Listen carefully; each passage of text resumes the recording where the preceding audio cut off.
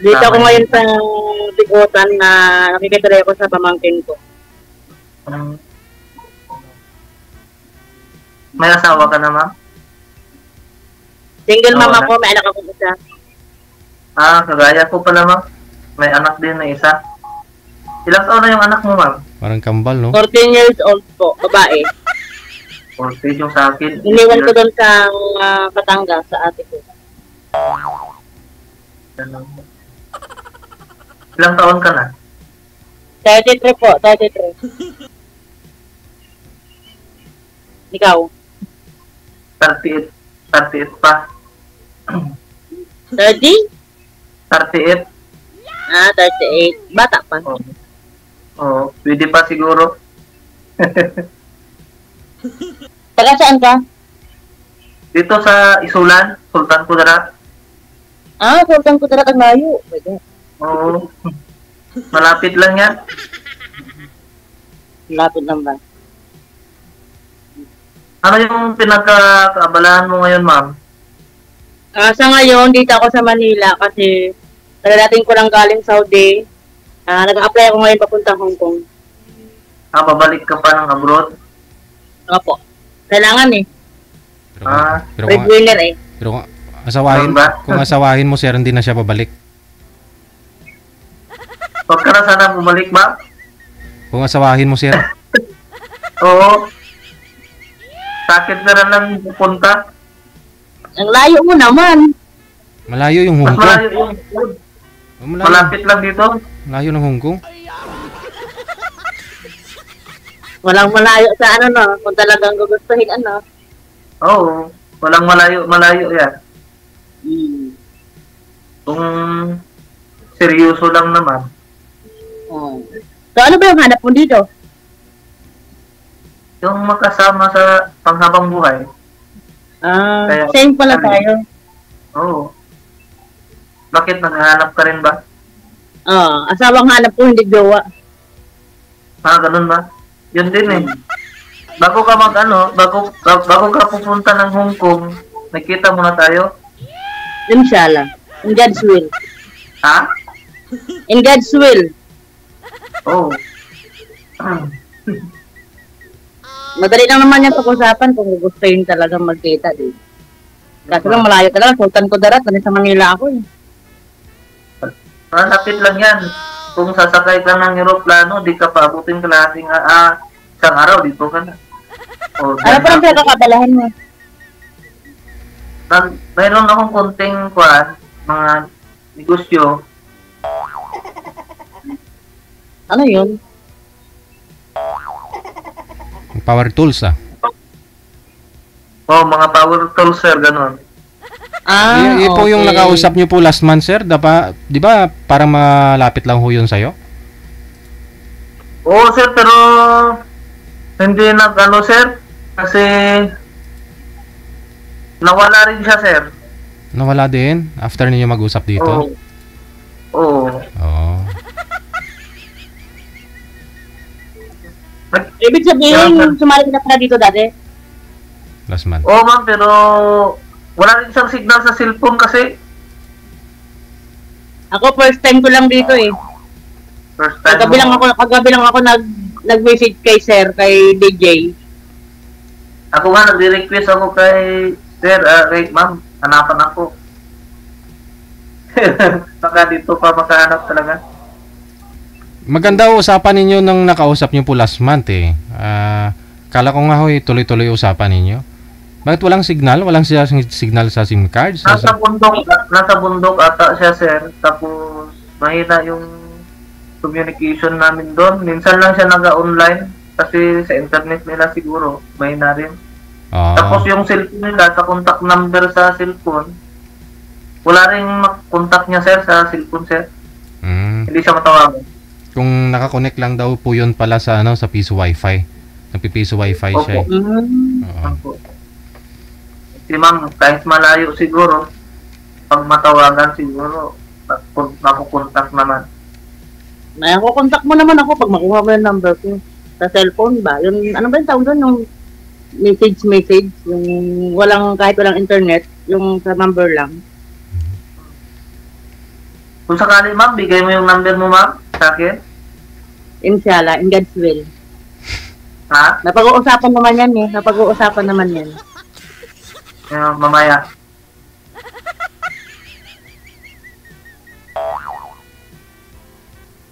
Ano pala yung hanap mo sa isang babae? Sa ugali, sa physical na ano bang pan mo? Wala, hindi ko na hinahanap sa itsura ng babae, maganda ba o pangit.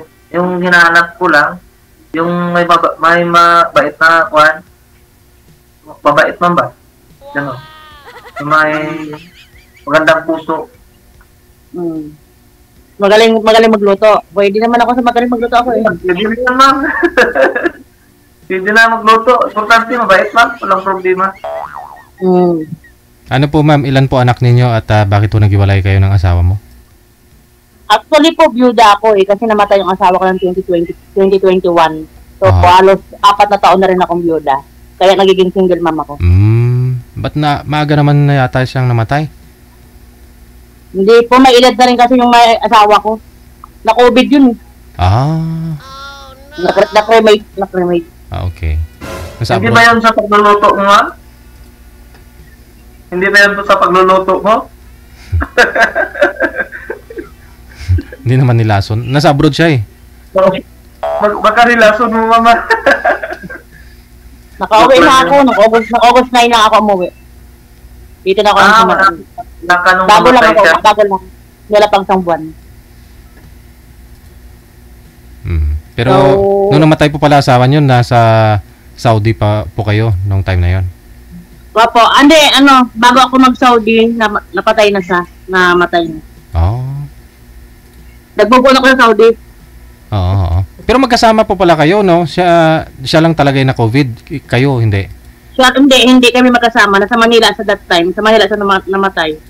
May bahay kasi kami doon sa Manila. So, hindi ako nakapunta din doon kasi agad-agad nag-cremate.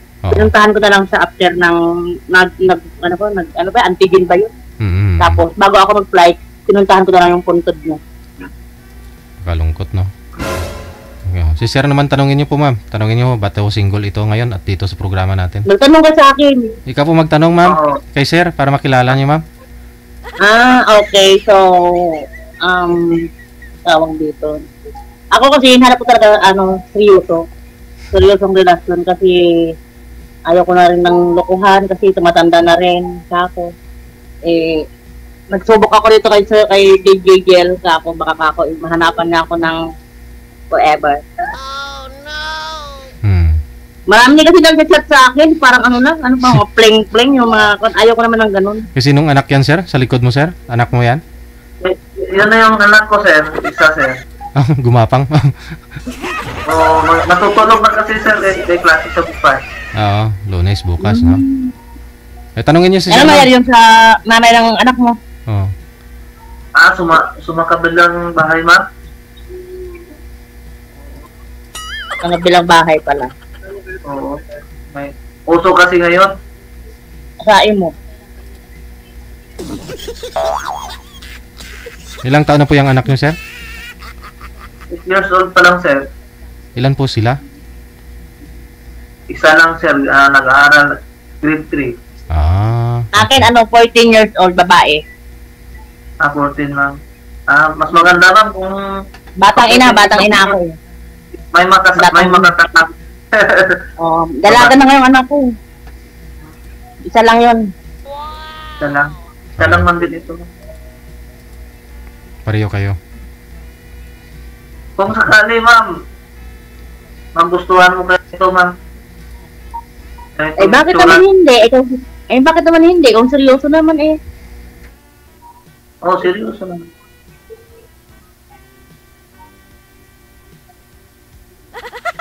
Hindi pa ho kayo nagka-boyfriend, ma'am, sa 4 years? Po? Hindi pa ho kayo nagka-boyfriend sa 4 years? May LDR po ako. May LDR ako dati. Yun nung parang na-trauma din ako doon na-trauma ako doon sa LDR na yun kasi napaka-nonchalant, red flag, toxic, no emotional intelligence, no effort, halos lahat. Pero pinagtiisan ko yun. And parang na-drain ako, pagod ako. So, ako na mismo nagkalas.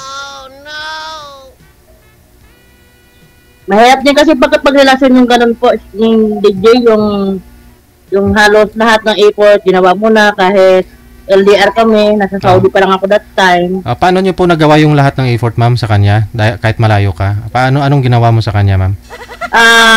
Actually, sa number 1 sa communication, lagi akong update sa kanya. And then, sa mga minsan sa financial. Ay, ganun. Act of service. So, may money involved na. Never pa ako kayo nagkita? Hindi po, wala pa. Sa lang, sa kasi, yun naman po kasi siya yung parang, bago ako umalis noon, kilala ko na siya. Sa kasi, isang kami, isang probinsya lang kami. Yung, kilala ko yung kilala ko yung pamilya niya. So, minsan, pag mayroong konting extra, nakakapagpadala naman ako doon. Pero okay na yun, tapos na yun. Ko na yun, pass is pass. Aragay. Yun yung malala, yung malala, na-trauma lang ako kasi, na-trauma naman kasi, kasama talaga yan sa relasyon. Kaya sabi ko ngayon, sana this time, seryoso talaga, yung parang, yung love language ko baga, kahit hindi physical touch, kahit yung quality time, or effort man lang, kahit sa malayo, LDR, ganyan. Ako nga, ma'am, seryoso. Kahit na malayo ako, pangalawang tali ko na nga ito eh. Hindi pa nakatatag ko talaga. Baka ikaw na yun. Malay mo pang huli na ako. Oo.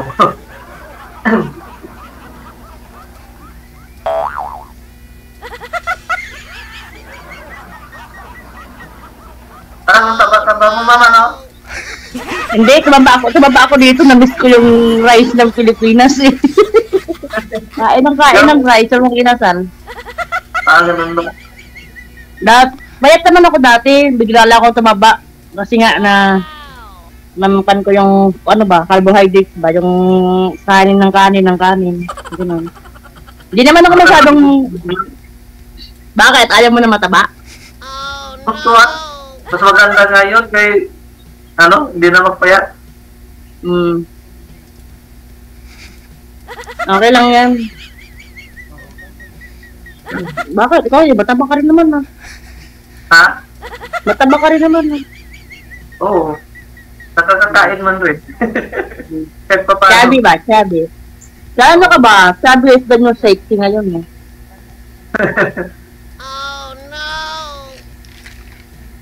Talaga kami sa dito. Ay, okay naman. Kung Anong natin? Usapan. Sakali, ma'am, kung pwede ka man siguro, matawagan lagi, hindi ka siguro palagi busy. Sige, ikaw ko na lang po ang kay DJ yung contact number ko.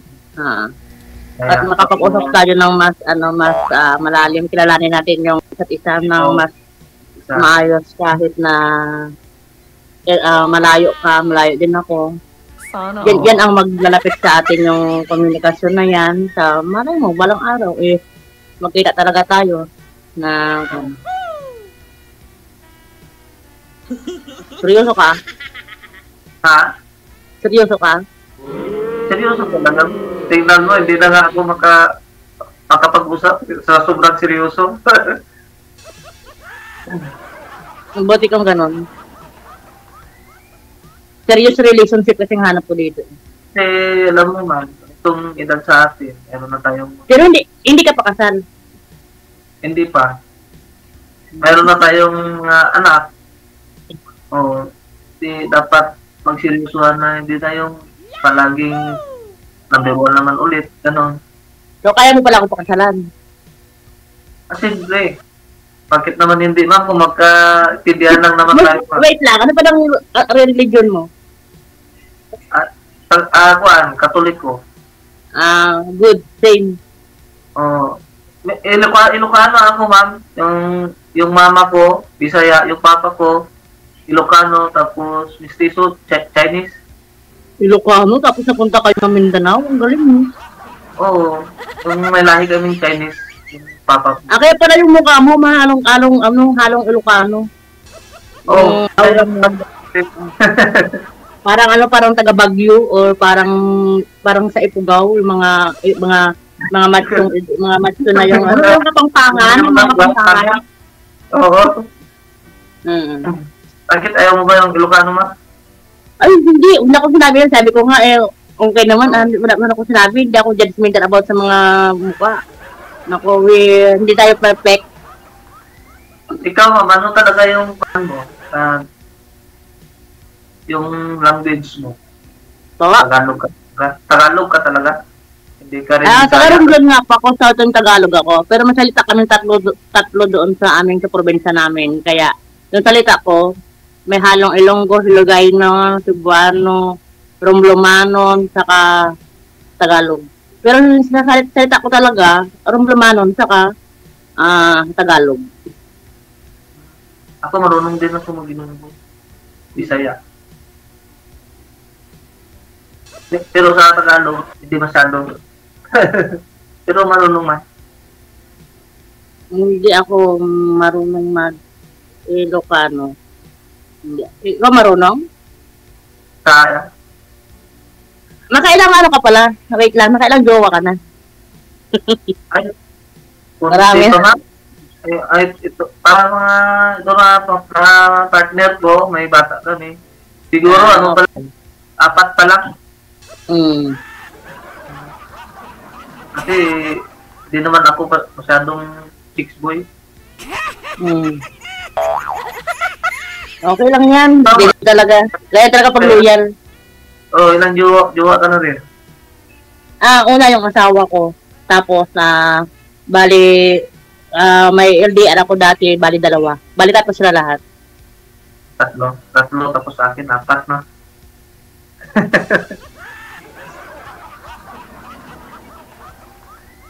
Ano na lang tayo pwede mag-usap na lang tayo sa private.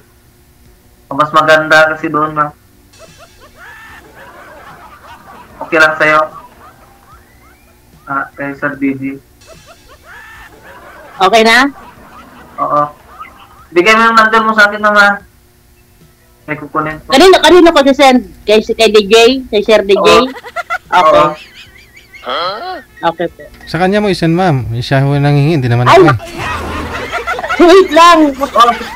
Hindi ko alam yung Facebook mo or ano mo. Ito po yan, ma'am. Connected na po kayo dito. Di na ho kailangan ng number o Facebook kasi connected na po kayo dito.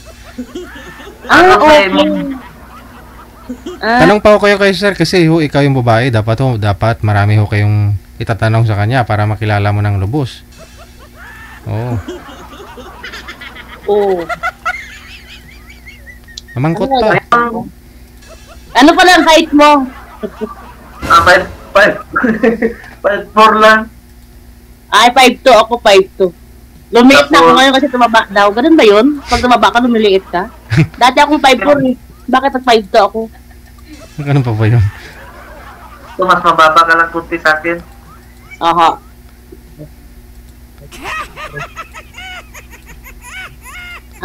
Ano pa ba yung tatanong ko? May tato ka sa katawan?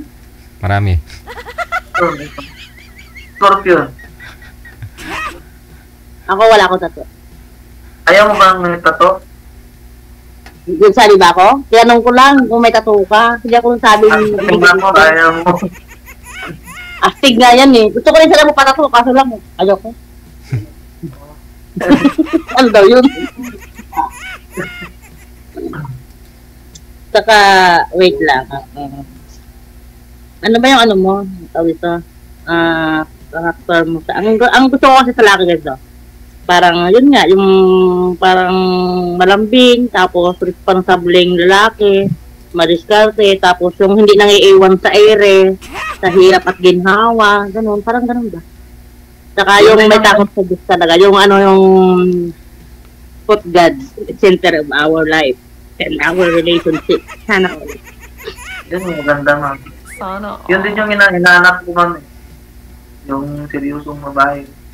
Madali lang kausap. Tapos, nagbibigayan kung may mga problema, hindi pag-usapan. Oo. Saka ayaw ko natutulog na may sama ang loob. Gusto ko, pag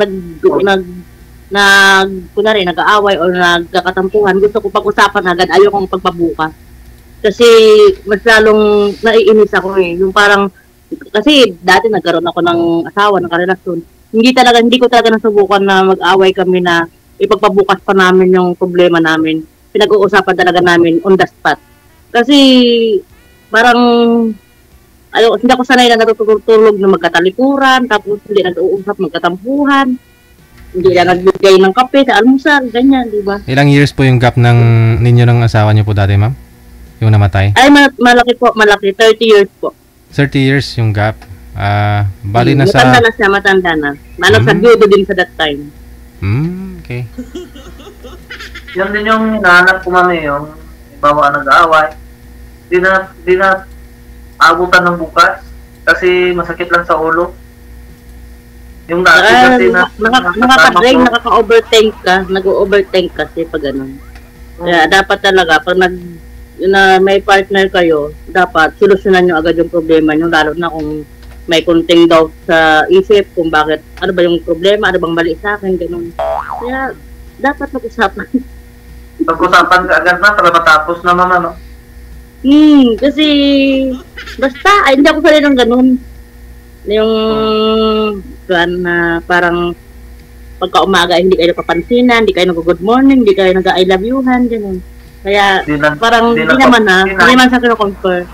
Sinasabi ko lang kasi yung past relationship ko doon sa asawa ko, sa kalibin ko dati, never talaga ako nag-worry doon. Talagang talaga siya. Provider talaga siya.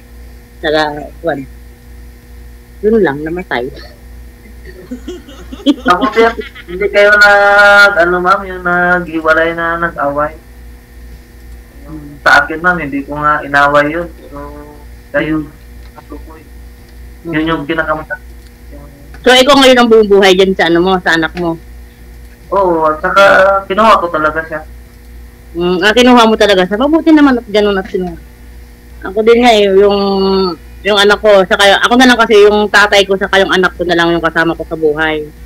Yung mama ko wala na. So, yung anak ko, kinuha ko ngayon nung umuwi ako galing ng Saudi, kinuha ko doon sa bahay, dinala ko na ngayon sa Batangas sa ate ko kasi walang isang kasama doon sa bahay, yung papa ko lang. So, yung papa ko naman, iniwan ko doon sa bahay ko sa probinsya. Yung kapitbahay namin ang pinag-iwanan ko doon sa bahay, saka yung sa tatay ko. Wala sa'yo yung anak mo, ma'am, no? Wala, nasa Batangas. Actually, pupuntahan ko ngayon, sa September 21 yata. Depende sa schedule ko. Ibig sabihin, nagtatrabaho ka ngayon dyan, ma'am? Ha? Ibig sabihin, nagtatrabaho ka ngayon dyan? Hindi, andito ako ngayon sa trabahuan ng pangmangkin ko. Mayroon silang parang board sa isang bahay. Parang nakituloy ako. Nakituloy muna ako kasi nga nagpa-process ako ng papers ko pa Hong Kong. So, parang dito muna ako, tambay lang, tulong-tulong lang sa mga kung kailangan maglinis, maglinis, yan. Tapos, pag wala naman akong lakad papuntang agency, dito lang ako sa bahay, nakaupo, nagluluto, kung may lulutuin, ganun. Tulong-tulong na lang, magaling tulong-tulong lang. Ilang taon na po yung anak mo, ma'am? Magaling pala talaga magluto. Dati kasi nang buhay ng asawa ko, may restaurant kami. May canteen ako. Habang nag-aaral ako ng college, pag may vacant ako kasi kaharap ng school yung restaurant ko, yung canteen, nagluluto na rin ako. Tapos ka na tapos ka na pag-aaral? Ikaw yung paraluto? Tagaluto, o servidora, or cashier, lahat, all around. Kasi canteen lang naman yun masyado. Yung parang, yung business ko kasi dati, yun nga, yung pagkain, yung parang karinderya, parang ganun ba? Timing, sir, di ba? Negosyante ka na rin. Kailangan mo ng cashier, sabi nyo.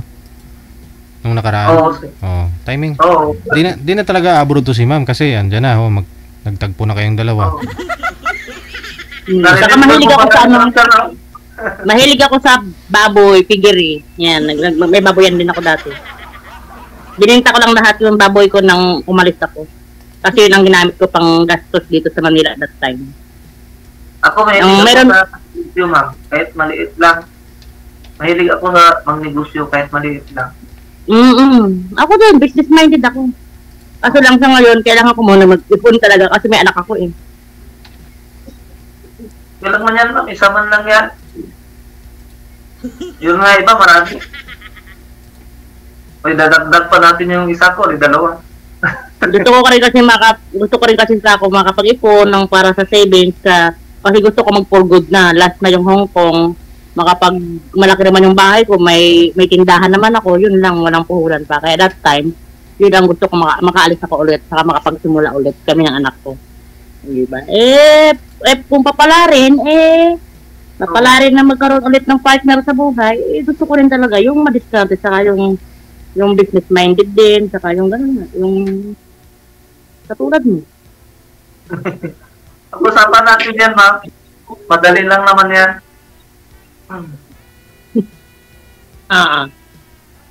Ba't bang init? Magutsara. Init. Magtanong ka pa. Wala ka Parang wala na akong matanong, ma'am. Parang nakita ko na yung hinahanap ko. Ano ba? Sabi ko, ha? Ano ba tawag ito? May bisyo ka ba? Nag-iinom ka ba? Ano ba? Hindi ako nagsisigarilyo, pero sa alak, mayroon yan, pero konti-unti lang, hindi naman naglalasing.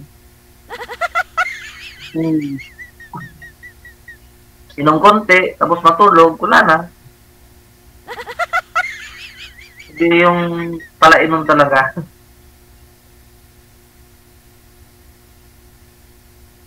Bakit yung asawa mo dati nun hindi nag-inom?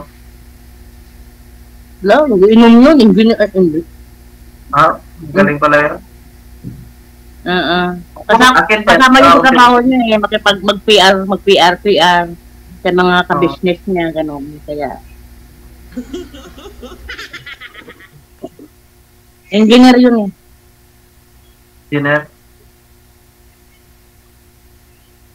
Engineer na negosyante.